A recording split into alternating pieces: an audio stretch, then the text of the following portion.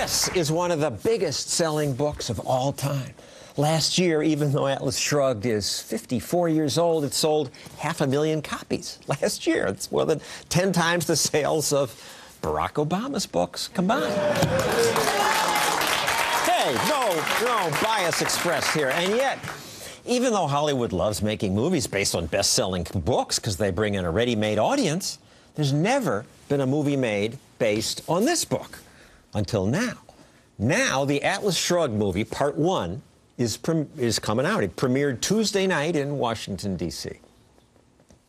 Some of the actors at the premiere said they'd never read the book, but just doing the movie opened their eyes.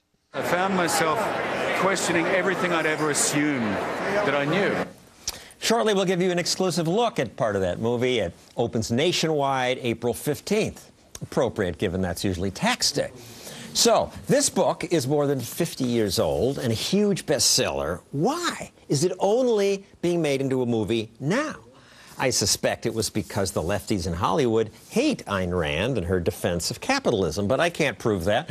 What I do know is that what it took to get the movie made was a libertarian businessman from outside Hollywood buying the rights and making the movie himself. Here's that businessman. His name is John Agliolaro. He's joined by the movie producer he hired, Harmon Kaslow, as well as one of the film's actors, Matthew Marston. So, John, what took so long?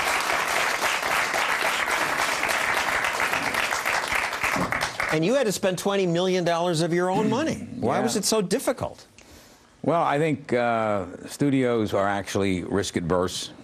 Studios want to make money. They're in business to do so. But this is a 1,200-page book, controversial in its politics.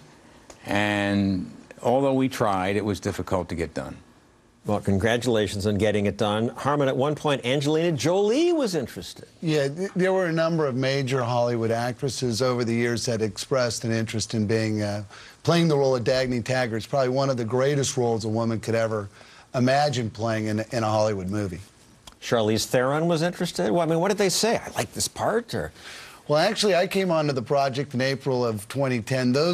John was a lucky guy to be able to they really meet those wanted beautiful to play the part? Yeah, Charlize Theron was interested in the TV miniseries. At that point, the Lionsgate was involved in the project, and the producers of that TV miniseries said, you know what, let's have Charlize do 1 hour of that, maybe 2 hours, and we'll get other actresses to do the rest of those 6 hours. That was not a good idea, so she begged out. And Harmon, you hired some of the actors, like Matthew, like 2 days before filming? Yeah, this handsome guy, we brought him on after we cast Taylor Schilling as Dagny, just a tremendous, magnificent actress. And we needed to surround her, obviously, with people that we felt complemented what she brought to the picture. Matthew was our first choice for James Taggart.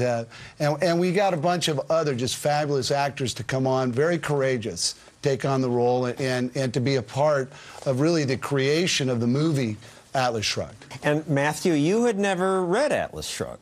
No, I hadn't. I do have a friend, though, that was an objectivist, and I did mention Rand and Atlas Shrugged, kind of in passing, but I didn't really press him on it. And I got the script, and I called him up. I'm like, hey, I got this script. It's, you know, I hear you've mentioned this Rand and Atlas.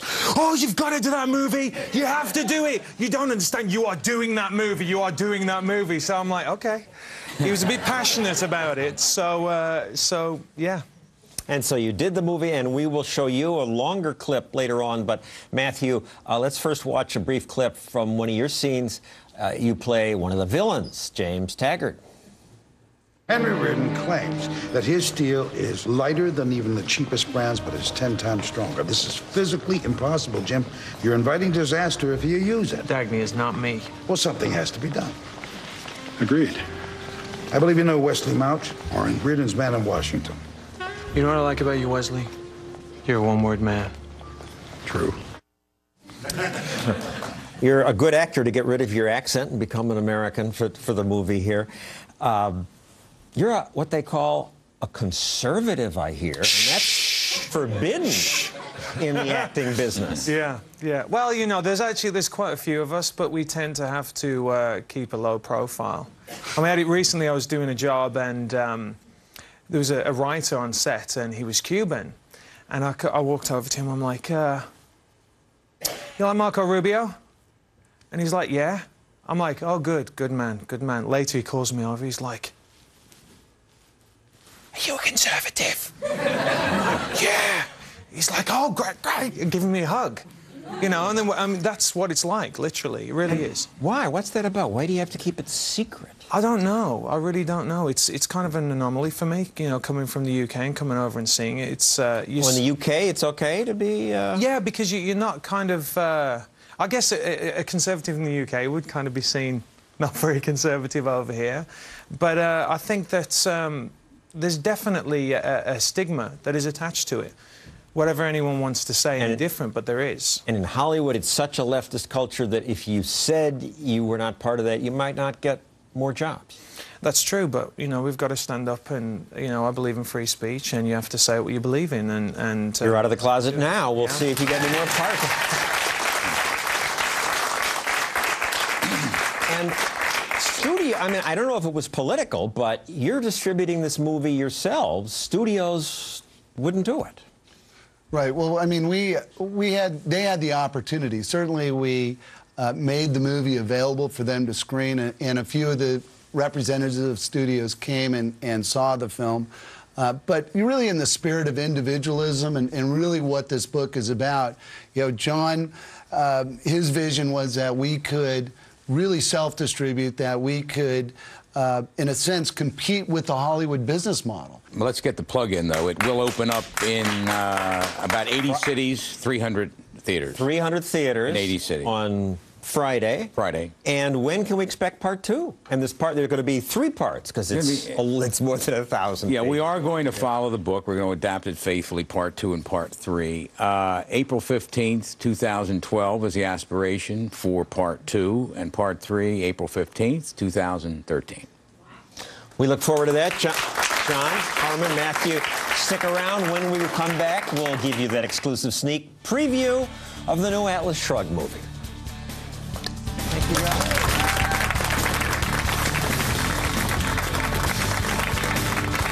Also get a free flight. You know that comes with a private